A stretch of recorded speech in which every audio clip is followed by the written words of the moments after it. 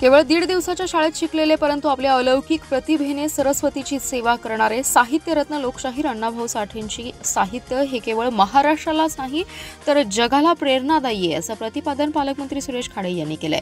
साहित्यरत्न लोकशाहीर अण्णाभाऊ साठेंच्या मूळ गावी वाटेगाव येथे 104व्या जयंतीनिमित्त त्यांच्या अर्धपुतळ्याला अभिवादन केल्यानंतर मुख्य कार्यक्रमात ते बोलत होते। यावेळी व्यासपीठावर आमदार सदाभाऊ खोत, आमदार सुमनताई पाटील, जिल्हा परिषद मुख्य कार्यकारी अधिकारी तृप्ती धोडमिसे, भारतरत्न डॉ. बाबासाहेब आंबेडकरांचे पंतू राजरत्न आंबेडकर, वाटेगावच्या सरपंच नंदा चौगुले, उपसरपंच सोनाली पाटील, अण्णाभाऊ साठे यांच्या स्नुषा श्रीमती सावित्रीबाई साठे तसेच नातू सचिन साठे उपस्थित होते। ते पुढे म्हणाले की अण्णाभाऊ साठे यांनी आपली लेखणी ही समाजातील उपेक्षित वंचितांच्या तसेच कामगारांच्या प्रश्नांसाठी वापरली। त्यांनी संपूर्ण जगाला समतेचा विचार दिला।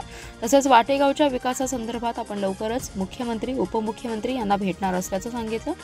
साहित्यरत्न लोकशाहीर अण्णाभाऊ साठे यांच्या नावाने वाटेगाव येथे आदर्श शैक्षणिक संकुल उभा राहावे यासाठी प्रयत्न करणार असल्याचे आमदार सदाभाऊ खोत यांनी सांगितले। यावेळी पालकमंत्र्यांच्या हस्ते बार्टीतर्फे उभारण्यात आलेल्या ग्रंथालयाचं फीत कापून उद्घाटन केलं। या प्रसंगी इस्लामपूरचे माजी नगराध्यक्ष निशिकांत भोसले पाटील, सम्राट महाडिक सत्यजित देशमुख, श्रीमती नंदिनी आवाडे, समाज कल्याण सहाय्यक आयुक्त जयंत चाचरकर यांच्यासह अण्णाभाऊ साठे यांना अभिवादन करण्यासाठी राज्यभरातून आलेले नागरिक मोठ्या संख्येने उपस्थित होते।